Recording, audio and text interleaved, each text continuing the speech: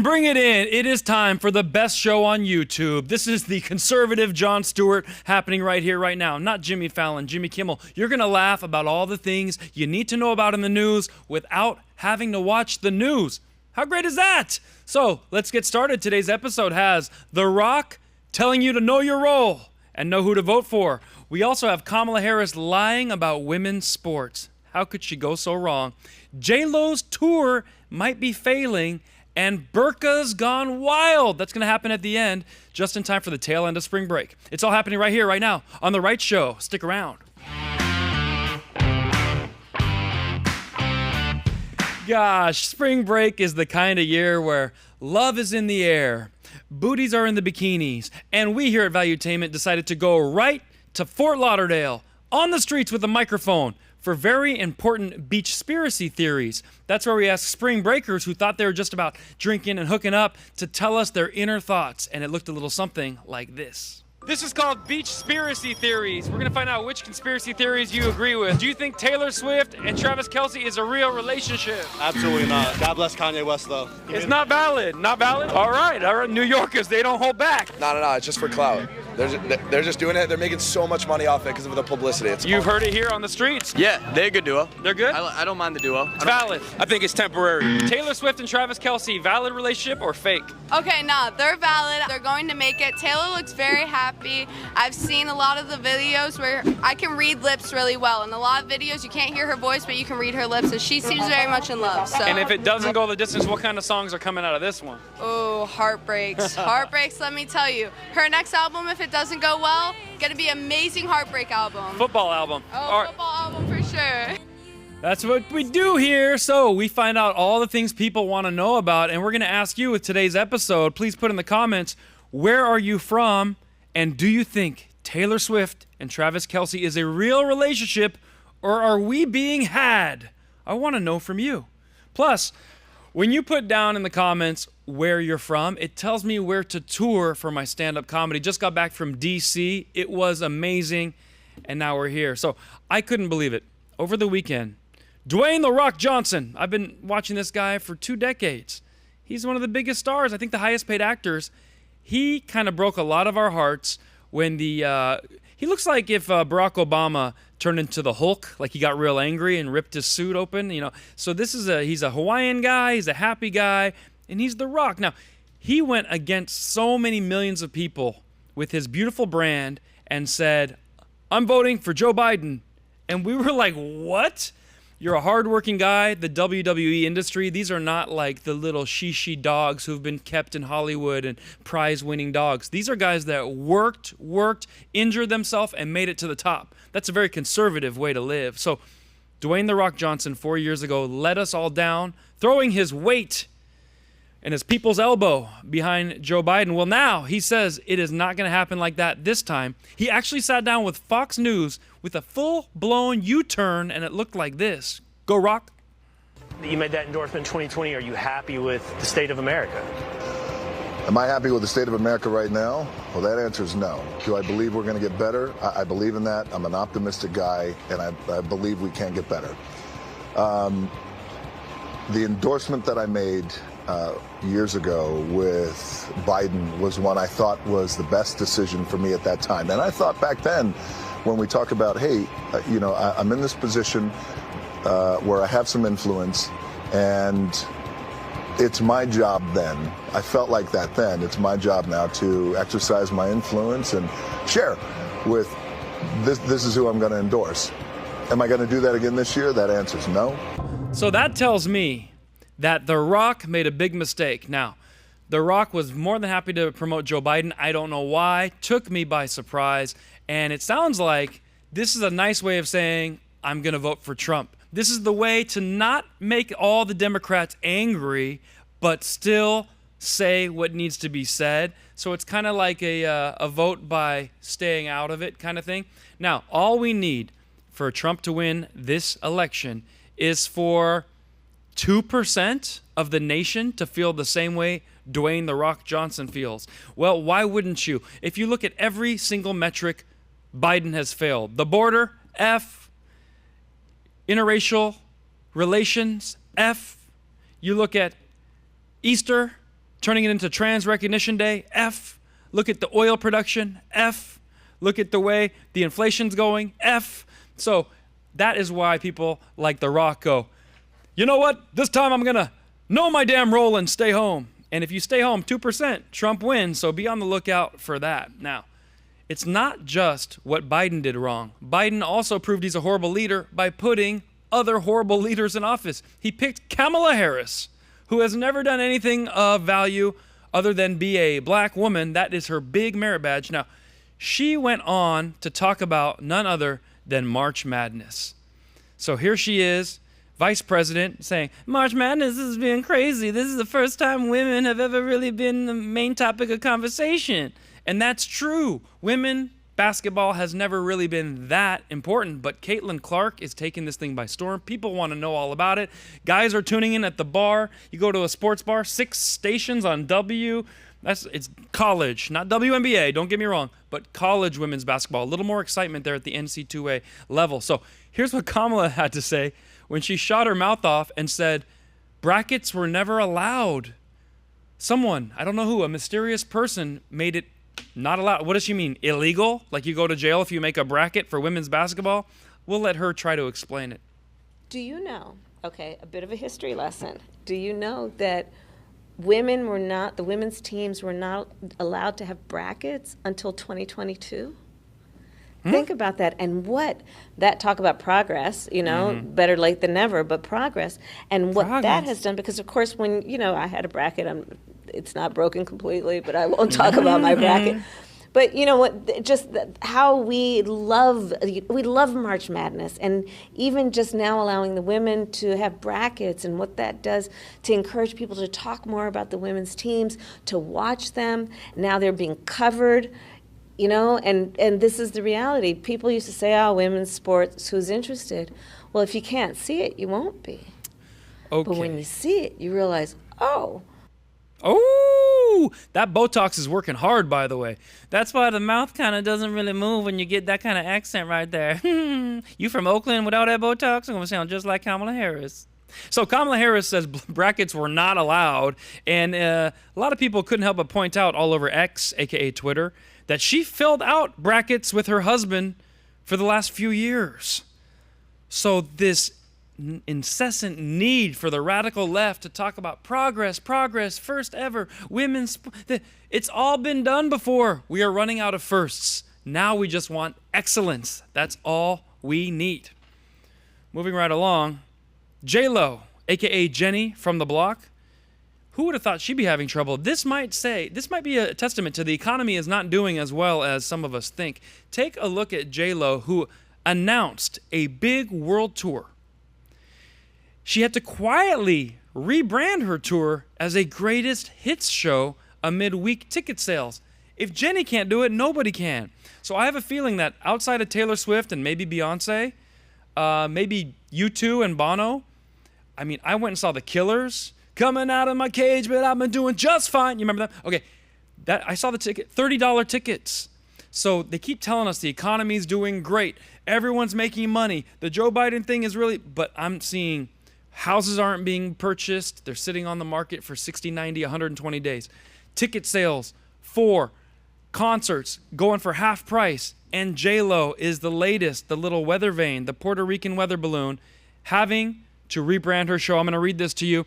After canceling 7 dates on her first North American tour in 5 years, you would have thought she would be kind of excited. 5 years, people haven't seen her. Amid weak ticket sales, J-Lo has renamed it to broaden the scope, changing it from This Is Me Now to This Is Me Live, which I thought was funny because if it's a greatest hit show, it should be called This Was Me Then. And I think that would be really good. I was trying to look at all the different songs she's had over the years to be like, who wouldn't want to hear these? And these are bangers. You all remember these. Jenny from the block. Look at number 14. My love don't cost a thing. I'll sing them all for you. Okay, what about this one? Number 1 with Pitbull. Make you dance on the floor. Get your pants on the floor. Dance the night away. And this is, this. Maybe I should go and sing with her because I think that'd be good. And of course, number 3, Dance Again. Now, If you don't remember the song Dance Again, and come back to me because I want to talk to these people. In fact, I'm going to talk right to you. If you don't remember the song Dance Again, that's the one song I don't approve of. Because J-Lo, if you listen to the words, she says, I want to dance and make love and dance again. My question is, are you going to take a shower? Because that's just nasty. I don't want girls that have been dancing, making love, and come right back to the club again. Freshen up a little bit. My goodness. Disgusting. So, we're going to find out right here, right now. Do you think the economy is going great? Or is J-Lo that testament we've all been waiting for to show that not even ticket purchasers want to spend the money on legends? Can't wait to read your comments on that because I'm going to tell you what, my audience is smarter than the average. Now, we go right along here. Who could forget this amazing movie, Legally Blonde? Reese Witherspoon shocked the nation when she learned the bend and snap. It's the bend and snap. I learned it. That's when I learned it. And you get to bend at the hip and snap. That's how you get the boss to promote you, which is why I haven't been promoted in over 2 years. But that was such a great movie. Well, as you know, Hollywood wants to do remakes. They're always talking about, I want to do a remake. You're not going to believe who wants to remake Legally Blonde and is vying for Hollywood to fork over the money. Remember, you go woke, you go broke. Dylan Mulvaney. This guy wants to remake Legally Blonde. Move over, Reese Witherspoon. We have Crease Witherspoon. Look at this. Trans star Dylan Mulvaney dreams of a trans Legally Blonde reimagining with a new take on the classic characters. My dream has always been to do a trans Legally Blonde. I want to play Elle Woods and have maybe a trans Emmett and a trans Paulette. And I think that would be so cool, plugging trans people, but they've been plugging more than enough, into existing stories. It inherently changes what the topic is, but in a way that you don't actually have to do much to the script because it's so different. But actually, I think it makes it even more powerful. All right, are you waiting for this? Do you think the Hollywood should just leave the remakes alone because they're not doing it right? Or do you want to see Dylan Mulvaney as Elle Woods in the new trans Legally Blonde? I'll tell you my point of view because I always give you the news first and tell you what I think. I think it should never happen because, one, Dylan is not legally blonde. That's a brunette. And Dylan is not legally a she. Those two things alone. Get that off my screen! And to show you how confusing this stuff gets, we all know what happened at Planet Fitness in Anchorage, Alaska. A woman named Patricia Silva went into the bathroom after a little workout, and there was a dude, pants down, shaving the backside of the testes. Now, Patricia got freaked out, took a photo, showed it to the manager for proof. There's a man in the women's restroom.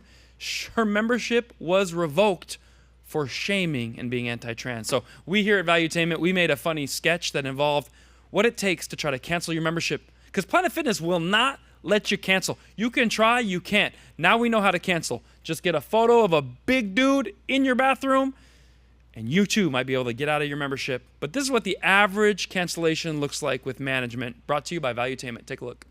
I'd like to cancel my membership, please. What seems to be the problem? Well, first off, there's a homeless man right over there sleeping under the squat rack. Okay, for one, he's not homeless. He's unhoused. His name is Deli. He's still a member. Unhoused. Over here the other day, there was a guy sniffing some sort of white powder off the dip machine. Okay, that's pre-workout. We've all done it. Also, there is a man, an older man, ran into the women's bathroom, and then a little girl comes jetting out, screaming her head off, crying. Okay, that does sound like a problem. Thank you. Sounds like she might be anti-trans. What? Yeah. Was she about this tall? 5 years old? She's tiny. That's Alice. We'll put it in our records. And I'll add that she might be racist too. Racist? You can't be racist at 5. Well, they start young these days. You'd be pretty surprised. Are we good? What? No, we're not good. What's your name?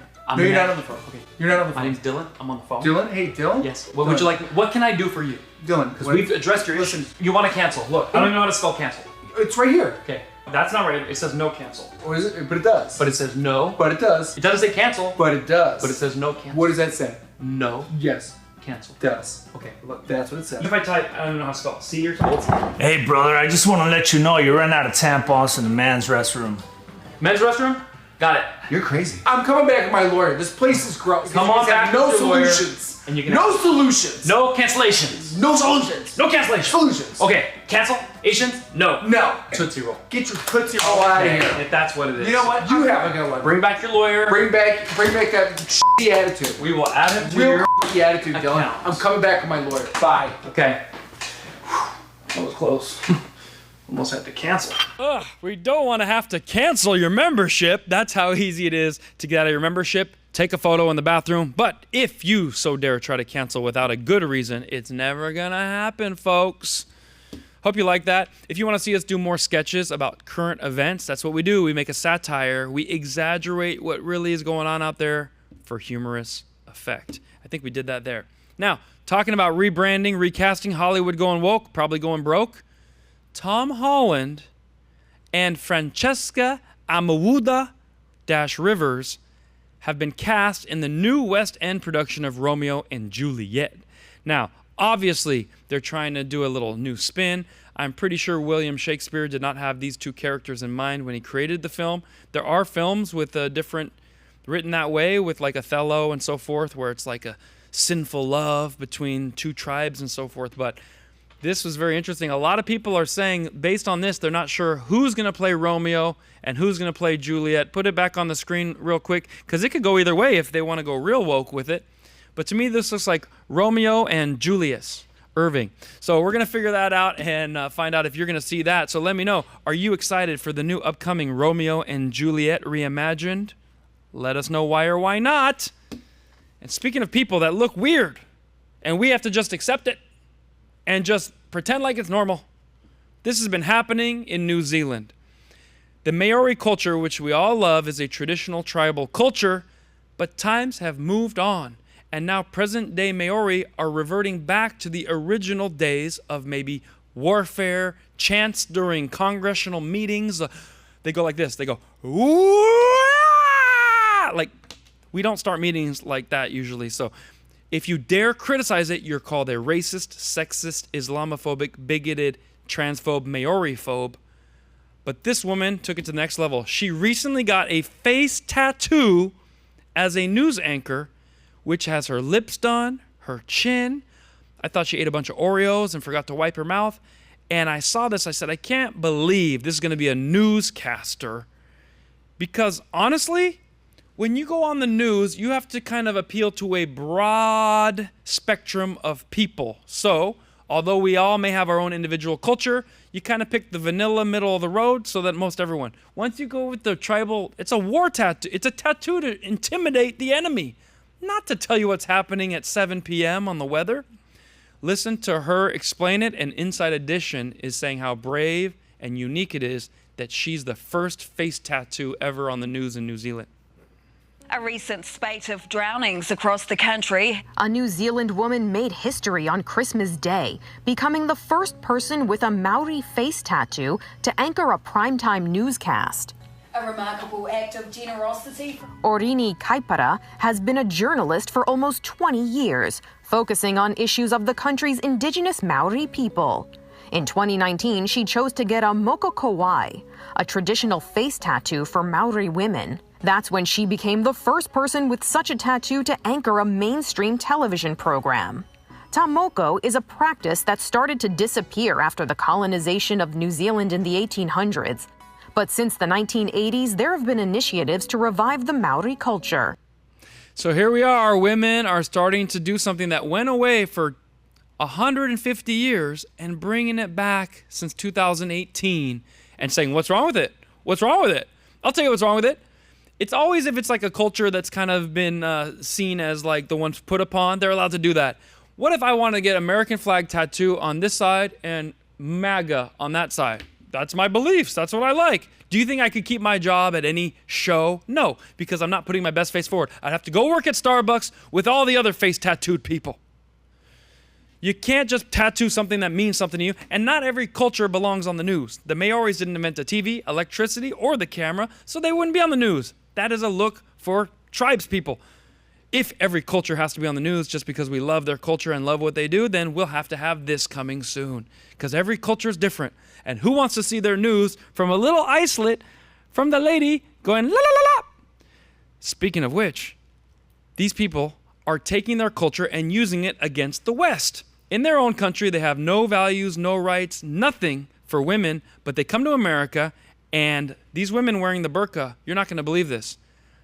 2 women wearing the burqa, niqab, hijab, everything, they got arrested. I don't know what they did wrong, but it's time to take their mugshot. The police went to take their mugshot. They refused to take off the thing. They said, well, how do we take a picture of your face if you're wearing the thing there?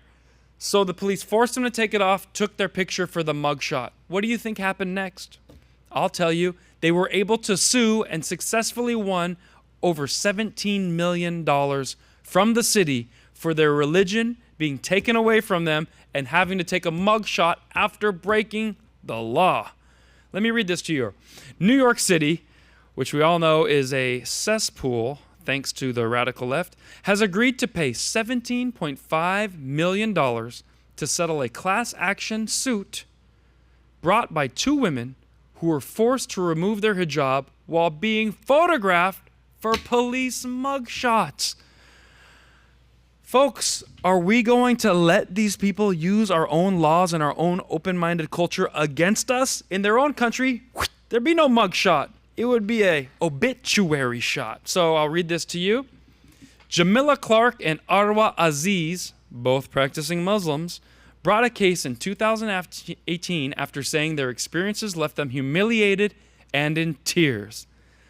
When they forced me to take off my hijab, I felt like I was naked.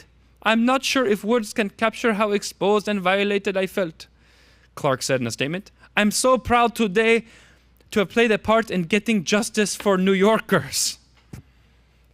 Our country is going to collapse from the inside if we keep shelling out $17 to $20 million for doing what our culture does. If you get arrested, we need a photo of you so that the next time you get caught, we can identify you again. If your culture says tattoo your face, wear a hood, we got to say, we have a culture too, and it should be accepted. Do you agree with my views? Or am I like your Uncle Larry, a radical, right-wing, hateful guy who you don't really want at Thanksgiving? Put in the comments. Can't wait to see it. And moving to our next story, which was very interesting. Let's lighten it up a little bit. I get accused all the time by my radical leftist friend. Your news is very negative and mean. I didn't make up the news. I'm just telling you what's happening out there. You think I want New York, one of our finest cities, to shell out $17 million for a group of people that probably don't really like us that much?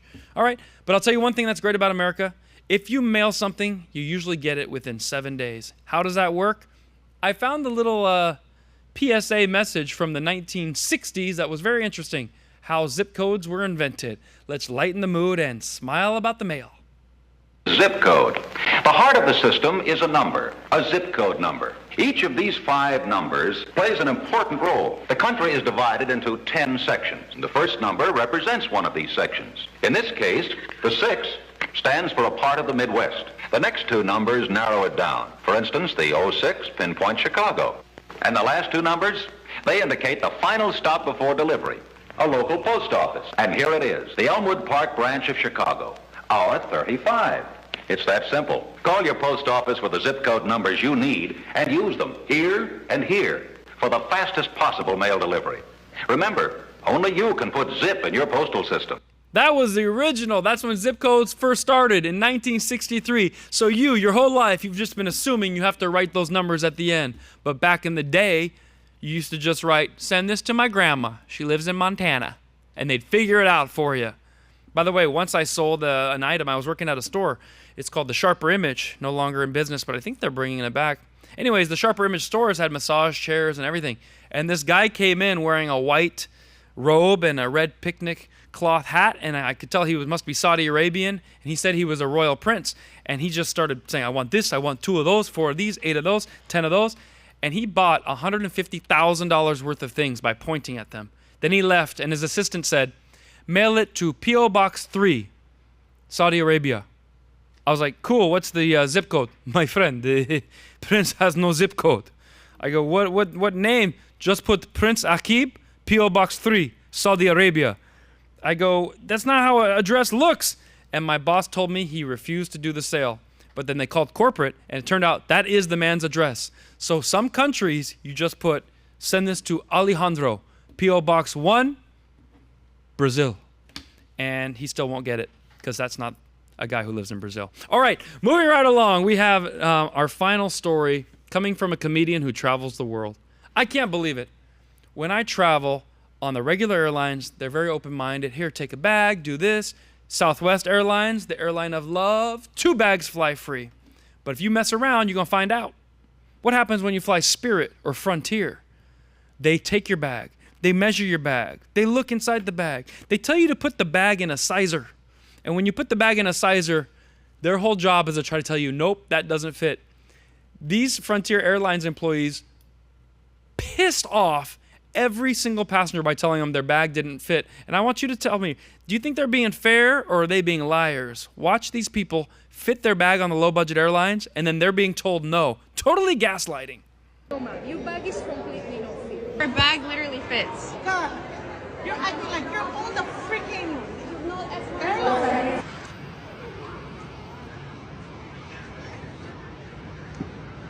There it goes. That fit. Look, nowhere does it say not to push it. Yes, Where does it say? That's our policy, ma'am. They said it's hanging out right there. Lady, I'm pushing it and it only fits. Is the hinge? Yes. Everything have to be in the box like this. No, it is in the box. Yes, It's in the box. That's Okay, perfect. But why you take out because that I'm gonna put my jacket because it's cold. And she said the handle's sticky. What's your name? Can you say your name, please? I'll give you my name after you pay for your carry-on. I'm not gonna pay carry-on. If the bag fits, you must acquit. Because it fits totally. There's plenty of space. Plenty of space. These bags fit. They don't fit if you're forcing them down. How does that not fit? Yes. Look, What do you say, folks? Does that fit? It's all wobbly. No, all these bags fit. Did you want Man, So strict. this is what it's supposed to look like. Uh-huh. That one's obviously off, but the bag is literally Boom. That fits. it's literally perfect. Like They said that doesn't fit. These people are being way too strict, but they know they can hit you for $80 per bag if they just say it doesn't fit. They must make commission on it. So I want to ask you guys, do you think it fits? You saw the video just as well as me. Could they have been a little more lenient? Didn't that bag fit? Couldn't they have squished it and pushed it and said, hey, that fits? Let me know in the comments, because I'll tell you this. Those sizers are even a little smaller than the actual thing. They're way too strict about that stuff. That's my point of view as a world traveling comedian. And to prove to you I am indeed a world traveling comedian, I just did DC. Upcoming, we have about 10 new cities we've just added. I want to show you my stand-up comedy to make you laugh and get out of this nasty episode with so much dirty news going on. Let's cleanse ourselves right now. My dad's proud of his heritage. He has a crazy Persian name. My dad's name is Iraj. He has a brother named Turaj. That's crazy. What was the third one going to be? 3 Raj? Were we just going to go there? 4 Raj, 5 Raj, 6 Raj? One of them is LGBTQ, gay Raj. It just keeps on going. We don't let him in the house. He stays in the garage. We don't do that in this family. That's where you put garage, in the garage. That is my dad's name, Iraj, and my uncle Turaj. So 3 Raj, 4 Raj, 5 Raj, and gay Raj, where he stays in the garage. You don't do that in Iran.